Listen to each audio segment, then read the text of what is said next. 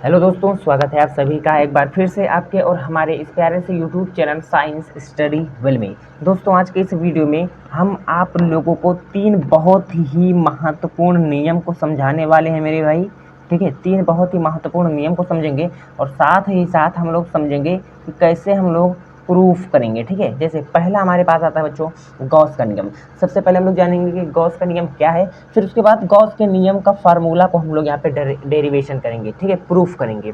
फिर उसके बाद मेरे भाई हम लोग बायो-सेवार्ट का नियम पढ़ेंगे। बायो-सेवार्ट के नियम का फार्मूला जो है, ठीक है, उसका हम लोग बच्चों डेरिवेशन करेंगे। फिर उसके बाद एम्पियर का परिपथीय नियम, ठीक है, जिसको हम लोग या एम्पियर का नियम, ठीक है, उसके फार्मूला को भी हम लोग प्रूफ करेंगे। ठीक है, तो ये 3 आपके जो महत्वपूर्ण नियम है मेरे भाई, और ये तीनों नियम आपके 5 मार्क्स में पूछे जाते हैं। 5 नंबर के क्वेश्चन है मेरे दोस्तों। तो प्लीज़ अगर आप अभी तक कुछ नहीं पढ़े हो तो इस वीडियो को पूरा एंड तक देख लेना मेरे भाई। बहुत ही सिंपल वे में, बहुत ही सिंपल तरीके से मैं आप लोगों को पढ़ाऊँगा मेरे भाई, सीधे दिमाग में छप जाने वाला है। ठीक है ना, चलिए स्टार्ट करते हैं आज का ये प्यारा सा वीडियो। सबसे पहले हम लोग समझते हैं बच्चों गॉस का नियम क्या है। तो गॉस ने सबसे पहले जो गॉस का नियम है मेरे भाई, यह बंद पृष्ठ के लिए है। किस पृष्ठ के लिए? बंद। कोई बंद अगर एक पृष्ठ जैसे इस तरीके से, मान लो ये बंद पृष्ठ हो गया ना, जैसे मान लो ये हो गया, तो ये तो ओपन है, ये बंद पृष्ठ है। ठीक है, तो इस पृष्ठ के लिए यहाँ पर गॉस का नियम यहाँ पे लागू होगा। ठीक है, तो गॉस ने अपने नियम में बताया क्या था, सबसे पहले इस बात को आप लोगों को समझ लेना है बच्चों। गॉस ने अपने नियम में ये बताया था कि अगर किसी बंद पृष्ठ, ठीक है, कोई अगर बंद पृष्ठ है तो उससे गुजरने वाली, ठीक है, तो उससे गुजरने वाली जो संपूर्ण विद्युत फ्लक्स होती है, जो संपूर्ण विद्युत फ्लक्स होती है, ठीक है, विद्युत फ्लक्स जिसको हम लोग फाई से प्रदर्शित करते हैं। फाई ई का मतलब इलेक्ट्रिक, ठीक है, और फाई का मतलब फ्लक्स। ठीक है, फाई ई, छोटा सा ई हम लोग यहाँ पे बना देते हैं, इसका मतलब होता है विद्युत फ्लक्स। ठीक है, तो बच्चों क्या बोला मैंने बोला कि किसी बंद पृष्ठ से, ये बंद पृष्ठ है, तो किसी बंद पृष्ठ से गुजरने वाली संपूर्ण विद्युत फ्लक्स, उस बंद पृष्ठ में उपस्थित कुल आवेश, मान लो इसमें कोई आवेश है, ठीक है, इसमें उपस्थित कोई आवेश है जिसको हमने बोल दिया Q, ठीक है, उसका 1/ε0 गुना होता है। ये हमारा है बच्चों इसका गॉस का नियम। परिभाषा यहाँ पर लिखा हुआ मिल जाएगा, किसी बंद पृष्ठ से गुजरने वाला संपूर्ण विद्युत फ्लक्स उस बंद पृष्ठ में उपस्थित कुल आवेश का 1/ε0 गुना होता है। ठीक है ना, समझ गए। जहाँ पे ε0 क्या बच्चों, निर्वात में विद्युतशीलता है। ठीक है, निर्वात में विद्युतशीलता है। ठीक है ना, चलिए अब इसका फार्मूला क्या हो जाएगा, इसका फार्मूला जो होता है फाई ई इज इक्वल होता है बच्चों Q अपान में ε0। क्यों? क्योंकि बच्चों क्या बोला जा रहा है, बोला जा रहा है कि किसी बंद पृष्ठ से गुजरने वाली, ठीक है, संपूर्ण जो विद्युत फ्लक्स है यानी फाई ई, यानी जो फाई ई है बच्चों, यह है इस बंद पृष्ठ में उपस्थित आवेश यानी Q के 1/ε0 गुना है, मतलब इतना गुना है। तो जब इसका हम लोग यहाँ पे मल्टीप्लाई कर देंगे तो क्या हो जाएगा, Q अपान में ε0। तो ये फाई इज इक्वल Q अपान में ε0। फील आ गया ना, फील आया कि नहीं, कुछ फील आया। चलिए अभी इसका फील आया, अब हम लोग इस यहाँ पे देखो, यहाँ पर लिखा भी हुआ है मेरे भाई, इसका नोट्स आप लोगों को मिल जाएगा। ठीक है, बहुत ही अच्छे तरीके से मैंने हैंड रिटन नोट्स बनाया है ताकि आप लोग हमारे पढ़ाने के बाद आप लोग भी इसका रिवीजन कर सको, प्रैक्टिस कर सको, और ताकि आप बोर्ड पेपर में अच्छे तरीके से लिख सको। ठीक है, तो टेलीग्राम लिंक आप लोग जा करके ज्वाइन कर लीजिए, इसी वीडियो के डिस्क्रिप्शन बॉक्स में लिंक दे दिया गया है। ठीक है, कंप्लीट PDF आप लोगों को वहाँ पर मिल जाएगा एकदम फ्री ऑफ कॉस्ट में। बच्चों हम लोग प्रूफ करते हैं, अब प्रूफ करते हैं किसके नियम को, गॉस के नियम को। तो हमने यहाँ पर सपोज एक बंद पृष्ठ ले लिया जिसका एरिया क्या है बच्चों, S है। ठीक है, माना कि एक S बंद पृष्ठ है, ये जो हमारा S है यह एक बंद पृष्ठ है। ठीक है, जिसमें एक छोटा सा पृष्ठ हमने बच्चों DS ले लिया, मतलब हमारे पास इस तरीके से एक छोटा सा हमने एक पृष्ठ ले लिया, एक पृष्ठ ले लिया S, हमने इसको S बोल दिया। अब इसी में हमने मेरे भाई इस तरीके से एक छोटा सा क्या ले लिया है, छोटा सा और पृष्ठ ले लिया, छोटा सा पृष्ठ ले लिया। ठीक है, इस छोटे से पृष्ठ को हमने क्या बोल दिया, DS बोल दिया, जो कि आप लोगों को यहाँ पर दिखाई दे रहा है ये वाला एरिया। ठीक है, ये वाला एरिया क्या है, DS हमने बोल दिया है। ठीक है, ये वाला एरिया क्या हो गया, DS हो गया, जिसमें एक छोटा सा पृष्ठ DS है। बिंदु O पर बच्चों एक +Q आवेश रखा हुआ है। ठीक है, अब इस +Q आवेश के कारण यहाँ पर कुछ विद्युत बल रेखाएं इस तरीके से बाहर निकल रही हैं। मान लो हमने यहाँ पर एक +Q आवेश रख दिया तो इससे कुछ विद्युत बल रेखा इस तरीके से चारों तरफ बाहर निकलती हैं।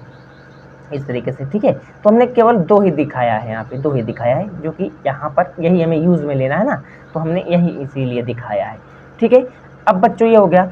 अब यहाँ से r दूरी पर हम लोगों ने यहाँ पर देखो, यहाँ पे एक इस तरीके से हमने यहाँ पर r दूरी पर एक पॉइंट P ले लिया है। देखो यहाँ से हमने r दूरी पर एक पॉइंट P ले लिया है। इस P पॉइंट पे मेरे भाई हमको विद्युत क्षेत्र की तीव्रता ज्ञात करनी है। तो कुछ इस तरीके से यहाँ पर विद्युत क्षेत्र की तीव्रता होगी, ठीक है। तो यहाँ पर विद्युत क्षेत्र की तीव्रता है कुछ इस डायरेक्शन में होगी, ठीक है।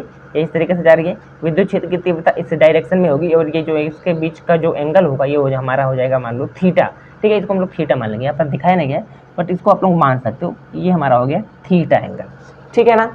समझ गए यहाँ तक की बातें। चलो अगर यहाँ तक की बातें समझ गए तो अब आप लोगों को ध्यान देना है, सबसे इंपॉर्टेंट कन्फ्यूजन जो बच्चों को आता है ये आता है, ये जो एंगल है मेरे भाई ये होता है घन कोण। ये मैथ्स में आप लोगों को पढ़ाया जाता है।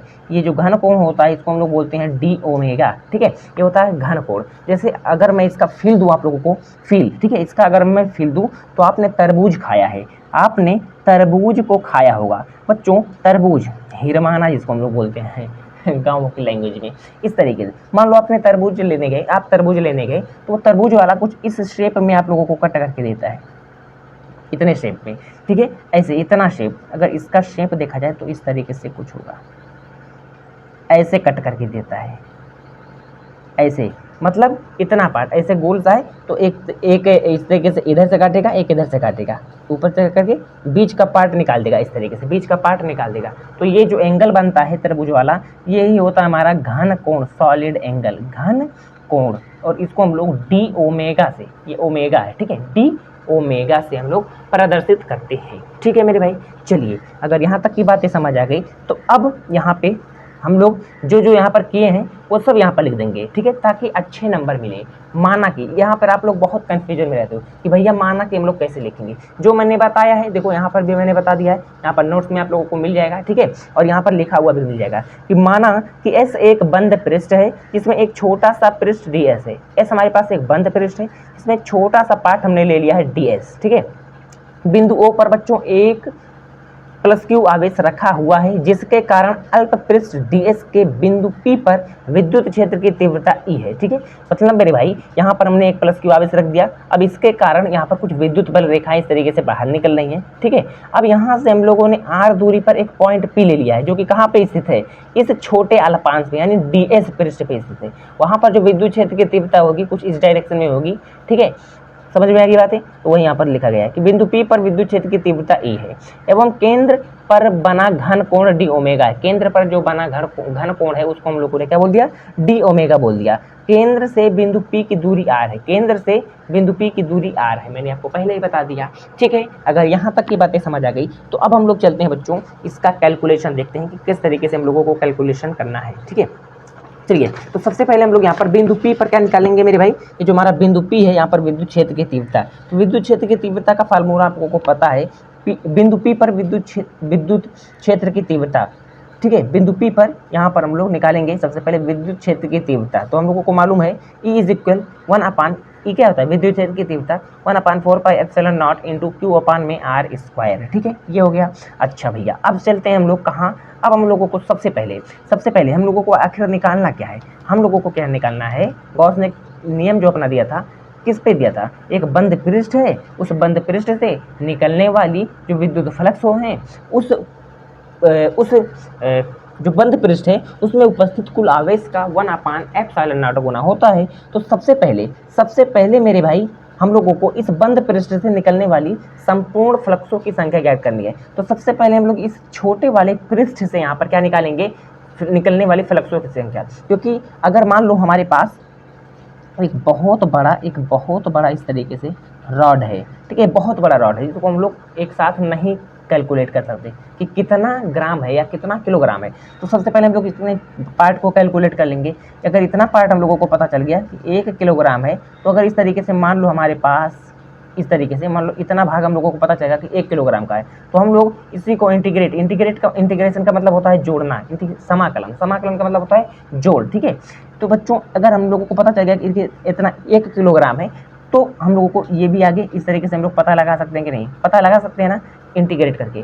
तो अगर ये 1 किलो है तो ये 2 kilo, 3 kilo, 4 kilo, 5 kilo, total 5 kilogram हो जाएगा, ठीक है। तो इसी तरीके से हम लोग सबसे पहले इस छोटे पृष्ठ यानी जो अल्पांश लिया है ds, इससे हम लोग निकलने वाले विद्युत फ्लक्सों की संख्या निकालेंगे। फिर उसके बाद हम लोगों को इससे हम लोगों का हमारा वैल्यू आएगा, उसको हम लोग इंटीग्रेट कर देंगे तो हमारा क्या निकल जाएगा, कंप्लीट पूरा s से, यानी जो हमारा बड़ा पृष्ठ है उसी से निकलने वाली फ्लक्सों की संख्या। ठीक है, चलिए दोस्त देखते हैं आगे।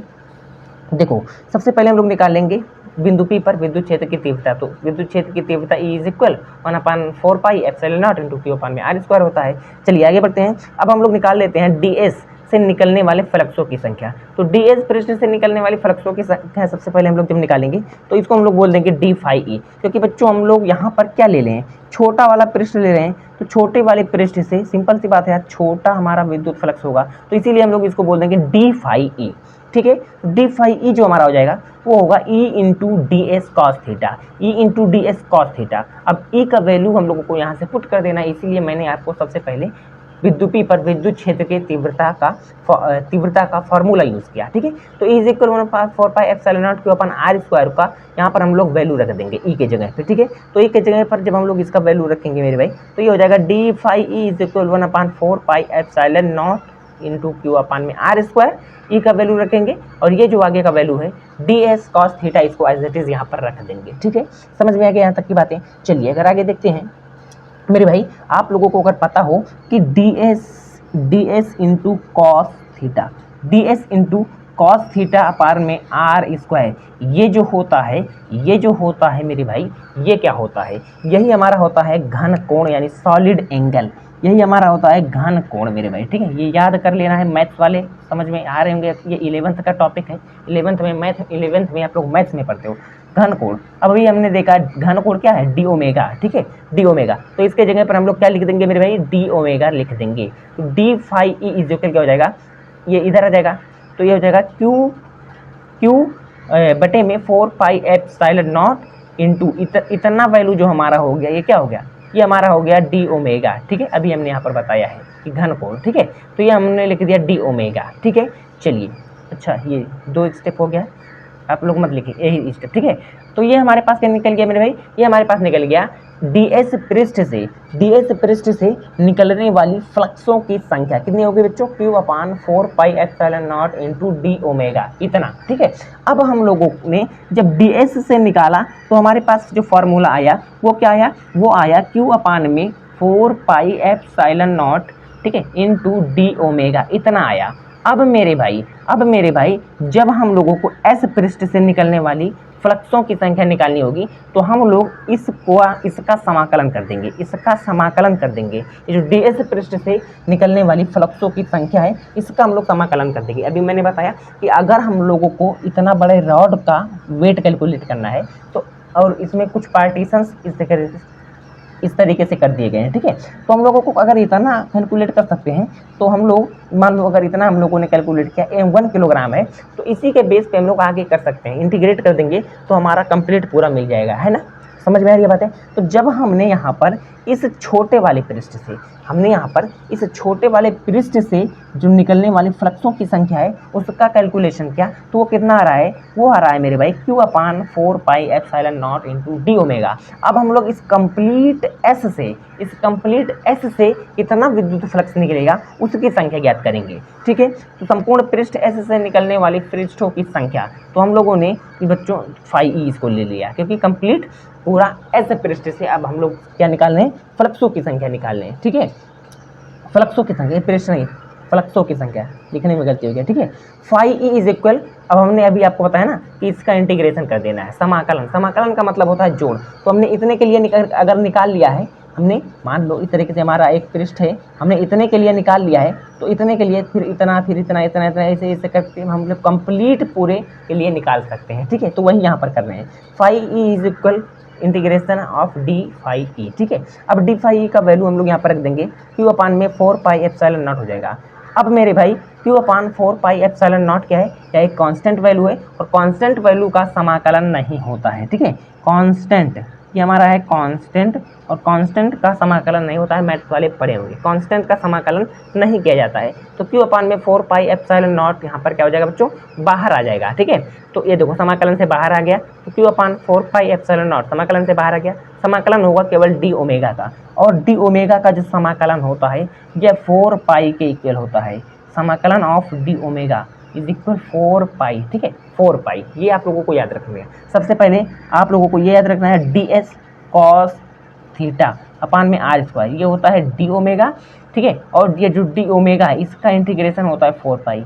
ये अगर इतना चीज़ आप लोग याद रख ले रहे हो मेरे, तो आप लोगों को गॉस थ्योरम प्रूफ करने में कोई प्रॉब्लम नहीं होगी। ठीक है, तो गॉस थ्योरम हमारे पास यहाँ पे आ गया, phi E is equal Q upon में 4 पाई एप्सिलॉन नॉट इंटू, इसका जब हम लोगों ने इंटीग्रेशन किया तो क्या आ गया, 4 पाई आ गया। अच्छा, अब 4 पाई से 4 पाई हमारा कैंसिल आउट हो गया, बचा क्या, phi E is equal Q upon में एप्सिलॉन नॉट, और यही हमारा क्या है बच्चों, गॉस का थ्योरम है। यही तो है, देखो अभी यही तो हमने निकाला है, phi E is equal Q upon में एप्सिलॉन नॉट। ठीक है, तो ये हमारा प्रूफ हो गया मेरे भाई गॉस का थ्योरम। ठीक है, अब हम लोग यहाँ पे बात करते हैं नेक्स्ट हमारे पास आता है बायो-सेवर्ट का नियम। ठीक है, बायो-सेवर्ट का नियम, बच्चों बायो-सेवर्ट ने कौन सा नियम दिया था, ये इसके बारे में हम लोग चर्चा कर लेते हैं।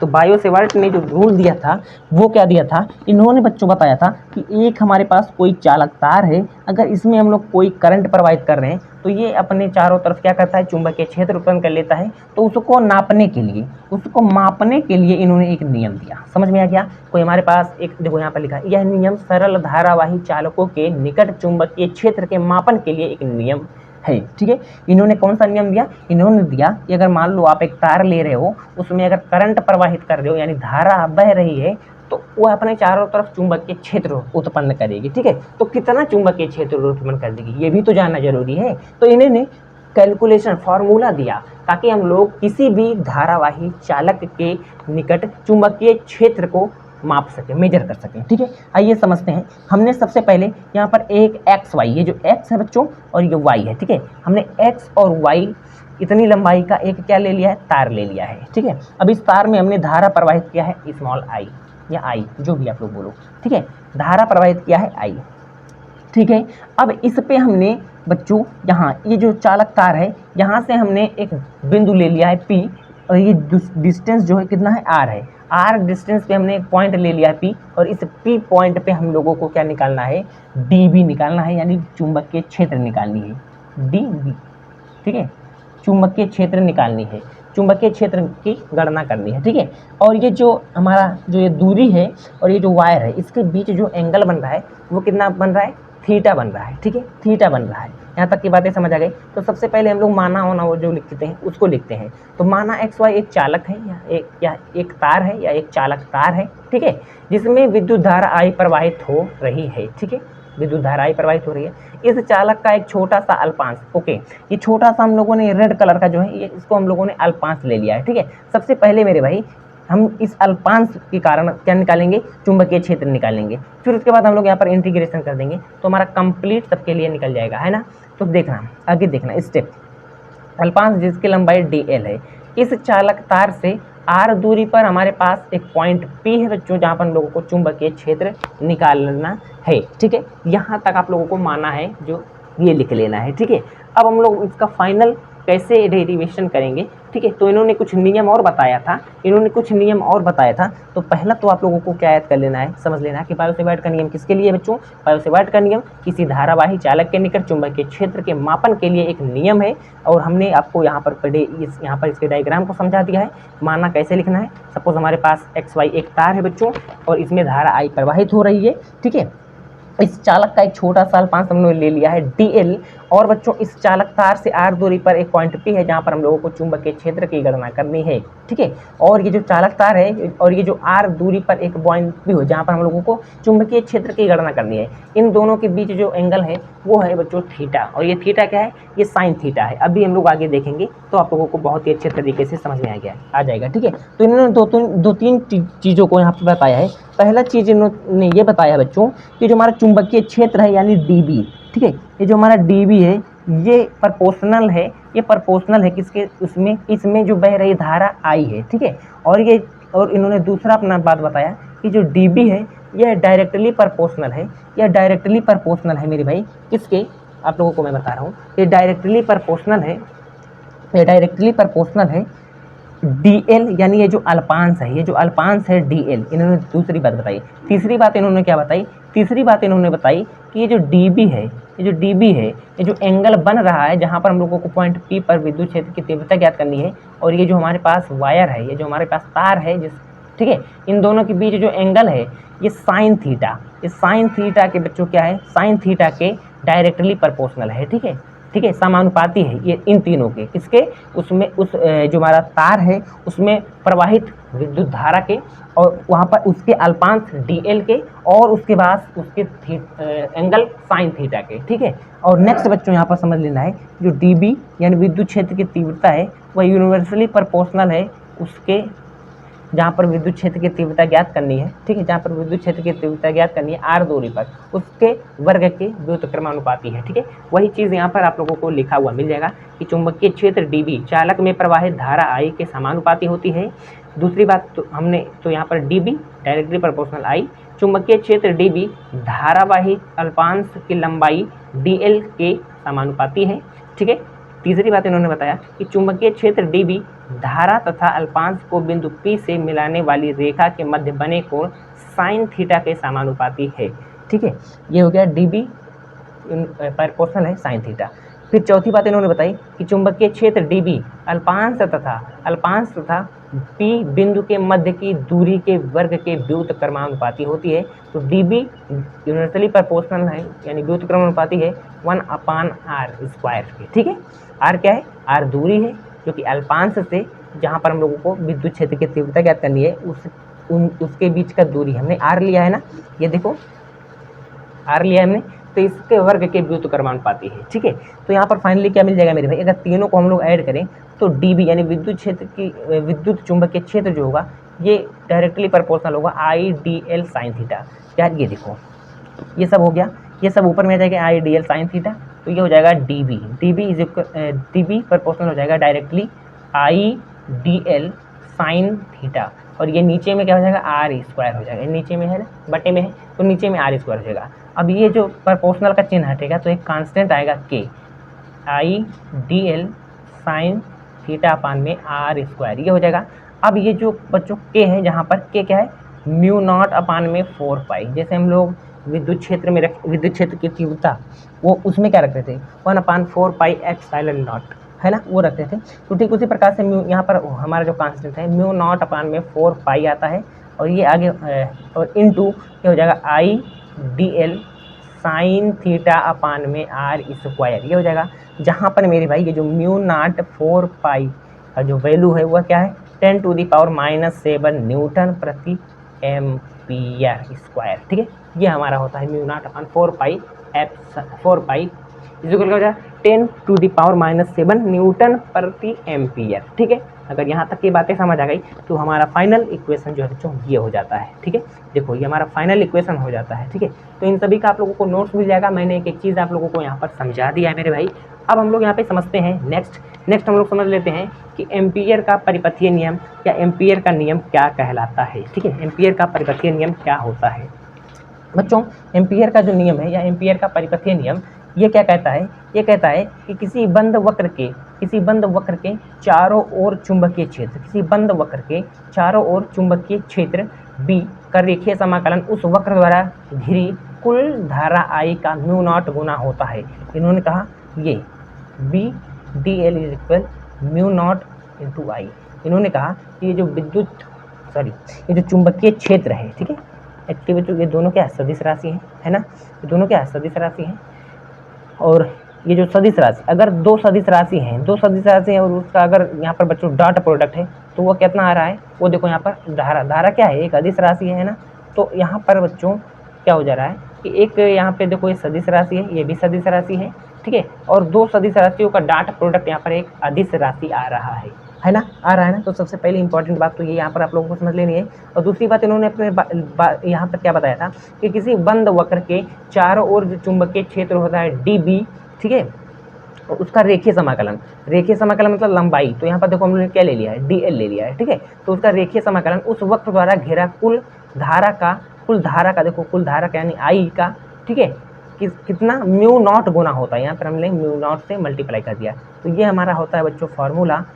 समझ में आ गया फार्मूला का फील समझ में आ गया, फील आ गया ना कि कहाँ से ये डीएल आया, कहाँ से बी आया। बी हमारा चुंबकीय क्षेत्र है, डीएल हमारा रेखीय समाकलन है मेरे भाई, रेखीय बोला रहा है तो रेखीय मतलब लंबाई, ठीक है ना। तो डीएल क्या है, लेंथ है, और चूंकि हमने यहाँ पर क्या ले लिया है डीएल मतलब छोटा दूरी, छोटी लंबाई, ठीक है ना। चलो इसका प्रूफ हम लोग देख लेते हैं। तो सबसे पहले हमने एक लंबा तार ले लिया है जिसका यहाँ पर एक्स वाई, जो कि क्या है एक्स वाई है, एक्स और वाई। अब इसमें हमने धारा प्रवाहित किया आई। अब हम लोग जानते हैं कि जब हम लोग किसी चालक में या किसी तार में विद्युत धारा प्रवाहित करते हैं तो वह अपने चारों तरफ चुंबकीय क्षेत्र उत्पन्न कर लेता है। तो सपोज हमने आर दूरी पर यहाँ पे एक पॉइंट ले लिया है डीएल, हमने एक पॉइंट ले लिया है डीएल, और जहाँ पर चुंबकीय क्षेत्र उत्पन्न हुआ है इस तार के चारों तरफ, ठीक है। सपोज ये देखो हमारे पास एक चालक तार है, इसमें हमने धारा आई प्रवाहित किया। अब ये अपने चारों तरफ क्या कर लेगा, इस तरीके से एक चुंबकीय क्षेत्र उत्पन्न कर लेगा। तो इस तार से सपोज हमने आर दूरी पर एक यहाँ पर जहाँ पर ये चुंबकीय क्षेत्र उत्पन्न हो रहा है वहाँ पर हमने एक पृष्ठ एक उसकी दूरी क्या ले ली है बच्चों, डीएल ले ली है, स्मॉल लंबाई ले ली है, डीएल ले ली है। अब इस डीएल के कारण हम लोग मान लो हमारे पास यहाँ पे क्या निकल रहा है, यहाँ पर बच्चों चुंबकीय क्षेत्र इस डायरेक्शन में है, ठीक है। चुंबकीय क्षेत्र इस डायरेक्शन में है, चुंबकीय क्षेत्र इस डायरेक्शन में है, ठीक है। तो हम लोगों को यहाँ पर चुंबकीय क्षेत्र निकालना है, यही हम लोगों को निकालना है, ठीक है। तो यहाँ पर देखो सबसे पहले हम लोग इसका प्रूफ देख लेते हैं। यहाँ पर लिखना क्या है, माना तो माना एक्स वाई एक तार है जिसमें धारा आई प्रवाहित हो रही है, जिसके कारण चालक तार के चारों ओर चुंबकीय क्षेत्र उत्पन्न हो जाता है। समझ में आ रही है यहाँ तक की बातें, जिसके कारण एक वृत्त जैसी संरचना बन जाती है और बिंदु ओ, ये हमारे पास बच्चों बिंदु ओ है, ठीक है, और बिंदु ओ केंद्र है, ठीक है। बिंदु ओ से आर दूरी पर एक डीएल यानी छोटा अल्पांश हमने ले लिया है, उस पर चुंबकीय क्षेत्र की गणना करनी है, ठीक है। समझ में आ गया यहाँ तक की बातें। चलिए अगर यहाँ तक की बातें समझ में आ गई तो अब हम लोग यहाँ पे इसके कैलकुलेशन पार्ट पे चलते हैं। कैलकुलेशन पार्ट सबसे पहले हम लोगों को क्या याद करनी है, सबसे पहले जैसे अभी हमने बच्चों क्या निकाला था, हमारे पास एक गॉस का नियम अभी हमने पढ़ा है। गॉस के नियम में सबसे पहले हम लोगों ने बिंदु P पर क्या निकाला था, विद्युत क्षेत्र की तीव्रता। देखो बिंदु P पर विद्युत क्षेत्र की तीव्रता सबसे पहले हम लोगों ने निकाली थी, ठीक है। तो उसी तरीके से यहाँ पर हम लोग क्या करेंगे, यहाँ पर हम लोगों को क्या याद करना है, सबसे पहले हम लोगों को ये जो आर दूरी है, ठीक है, चालक से आर दूरी पर चुंबकीय क्षेत्र की तीव्रता, वो उसका जो फार्मूला है बी क्या है, चुंबकीय क्षेत्र है। चुंबकीय क्षेत्र की तीव्रता जो है म्यू नॉट अपान में 4 पाई इंटू 2 अपान में आर, ये होता है, ठीक है।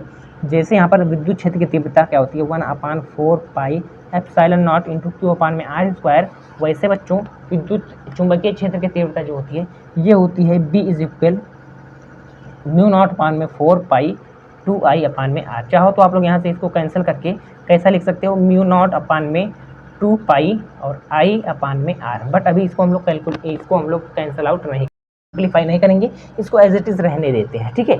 तो ये हो गया। अब हम लोगों को बच्चों चुंबकीय क्षेत्र यानी बच्चों जो हमारा चुंबकीय क्षेत्र है उसका रेखीय समाकलन करते हैं, ठीक है।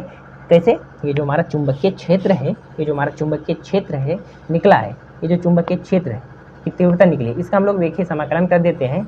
तो हमने अभी देखा है हमारे फार्मूला में, अभी हमने अपना फार्मूला पढ़ा है कि जो बी इंटीग्रेशन है, जो रेखीय समाकलन है बी डॉट डी एल का, ठीक है। तो इसका हम लोग इंटीग्रेशन करेंगे, तो एक साइड तो हम लोग इसको लिखेंगे बी डॉट डी एल।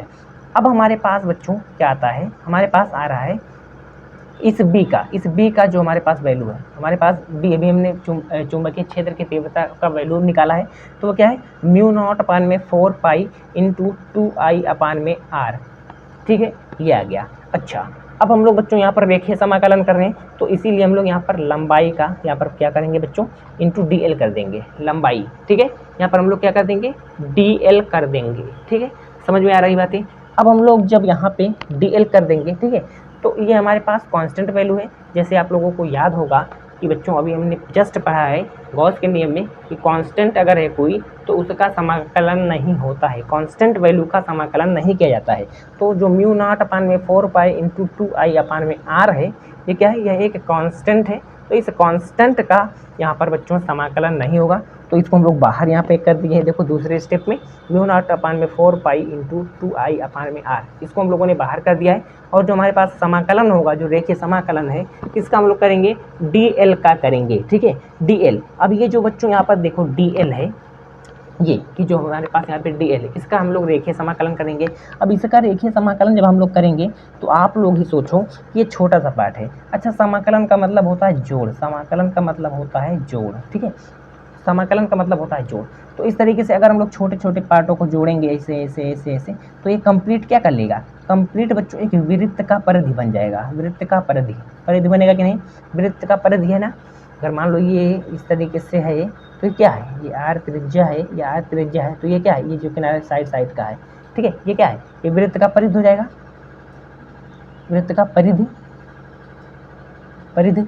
तो वृत्त का जो परिधि है मेरे भाई, ये क्या होता है, ये होता है 2πr, ठीक है। यानी बच्चों जो रेखीय समाकलन है dl का, वो क्या हो जाएगा, वो छोटा छोटा इंटीग्रेशन करके यानी समाकलन करके यानी योग करके क्या बना लेगा, कंप्लीट। क्योंकि हम लोग जब विद्युत धारा इसमें प्रवाहित कर रहे हैं तो एक वृत्त जैसी संरचना बना देंगे। अब जब हम लोगों को इस वृत्त जो हमारा dl है, इसका जब हम लोग समाकलन कर रहे हैं तो समाकलन में क्या होता है, छोटे छोटे पार्टों को ऐड किया जाता है। तो जब छोटे छोटे पार्टों को इस तरीके से ऐड करते कंप्लीट क्या हो जाएगा, एक वृत्त बन जाएगा। और वो भी वृत्त बनेगा तो वृत्त का परिधि बनेगा, है ना। और यहाँ पर क्योंकि एज इट इज एकदम वृत्त वाली कंडीशन है, देखो यहाँ पर एक त्रिज्या भी है r, जिसको हमने मारा है, तो कंप्लीट क्या हो जाएगा बच्चों, 2πr हो जाएगा, 2πr हो जाएगा, वृत्त का परिधि हो जाएगा। तो हमने यहाँ पर देखो लिख दिया वृत्त की परिधि 2πr। इसका जो इंटीग्रेशन होगा किसके बराबर होगा, वृत्त के परिधि के बराबर। क्यों होगा, मैंने आपको समझा दिया है। क्योंकि जब हम लोग धारा I प्रवाहित कर रहे हैं तो वहाँ पर एक वृत्ताकार कुछ संरचना बन रही है ना। देखो यहाँ पर हमने यहाँ पर भी लिखा है, एक वृत्ताकार जैसे संरचना बन जाती है ना। तो बच्चों जो dl है हमारा, उसका जब हम लोग समाकलन करेंगे, क्योंकि यहीं पर हम लोगों को निकालना है, क्योंकि यहीं पर हम लोगों को निकालना है ना, इसके जहाँ पर हमारा जो वृत्ताकार पथ या वृत्ताकार संरचना बन रही है, तो यहीं पर हम लोग क्या निकाल रहे हैं, यहीं पर हम लोग निकाल रहे हैं विद्युत चुंबकीय क्षेत्र, ठीक है। तो हमने यहाँ पर एक छोटा सा पार्ट ले लिया है dl, ठीक है। अब चूंकि हम लोगों को dl का क्या करना है, समाकलन करना है, रेखीय समाकलन, तो हम लोग यहाँ पर क्या कर लेंगे, छोटे छोटे स्टेप को इस तरीके से करेंगे तो हमारा कंप्लीट वृत्त का परिधि हो जाएगा। अब वृत्त का परिधि का फार्मूला 2πr होता है, तो यहाँ पर हम लोग 2πr सिंपल में रख देंगे। अब जब 2πr यहाँ पर हम लोगों ने रख दिया है तो हमारे पास जो फार्मूला आ गया है, अभी जैसे हमने देखा 4 म्यू नॉट अपान 4π और 2i अपान में r, ये था। अब यहाँ पे 2πr हम लोग लिख देंगे, क्योंकि अभी हमने हमारे पास क्या था, इंटीग्रेशन था। अब हम लोग 2πr लिख देंगे। अब यहाँ से ये देखो r से r सबसे पहले कैंसिल आउट हो जाएगा, r से r जब कैंसिल आउट हो गया तो 2 और पाई, ये हमारे पास 4π यहाँ से कैंसिल आउट हो गया, है ना, 4π कैंसिल आउट हो गया। अब बचा क्या, म्यू नॉट और i, और इधर क्या बचा, इधर रेखीय समाकलन ऑफ b डॉट dl बचा है, और ये किसके बराबर हो गया बच्चों, म्यू नॉट इंटू आई के बराबर। यही तो हमारा था, यही तो हमको प्रूफ करना था। देखो यही प्रूफ हो गया, यही प्रूफ करना था ना। देखो यही तो प्रूफ हो गया भैया, वृत्त का परिधि होता है तो ये dl, तो इसका इंटीग्रेशन 2πr के इक्वल हो जाएगा, 2πr। अब यहाँ से कैंसिल आउट कर दोगे तो इंटीग्रेशन या रेखीय समाकलन जो भी आप लोग बोलो, b डॉट dl का क्या हो जाएगा, म्यू नॉट इंटू आई। और यही हमारे पास इन्होंने बताया भी था। एम्पियर का परिपथीय नियम या एम्पियर का नियम क्या है, इनका नियम यही बच्चों कि किसी बंद वक्र के, ठीक है, किसी बंद वक्र के चारों ओर जो चुंबकीय क्षेत्र होता है उसका जो रेखीय समाकलन, रेखीय समाकलन का मतलब लंबाई, ठीक है, रेखीय समाकलन उस वक्र द्वारा जो उसमें जो धारा कुल बहती है उसके म्यू नॉट गुना होती है, ठीक है। तो ये हमारे पास इक्वेशन था और ये हमारे पास हमने इस इक्वेशन को प्रूफ कर दिया है इस तरीके से, ठीक है। अब कुछ बातें और याद रखनी बच्चों, जहाँ पर म्यू नॉट क्या है, जहाँ पर म्यू नॉट क्या है मेरे भाई, निर्वात की चुंबकशीलता है, ठीक है, निर्वात की चुंबकशीलता है। और म्यू नॉट अपान में 4π ये जो है इसका वैल्यू क्या है, 10⁻⁷ न्यूटन प्रति एम्पियर स्क्वायर। ये आप लोगों को बात यहाँ पर याद रखनी है। तो आई होप कि दोस्तों आज के इस वीडियो में मैंने 3 बहुत ही इंपॉर्टेंट जो नियम है उनको बताया है और साथ ही साथ उनके डेरिवेशंस को भी हमने यहाँ पर किया है। तो अगर आज का वीडियो अच्छा लगा हो तो चैनल को सब्सक्राइब कर देना, अपने दोस्तों के साथ भी ज़रूर शेयर कर देना और कमेंट बॉक्स में ज़रूर कमेंट करना कि आज का वीडियो कैसा लगा है, ठीक है।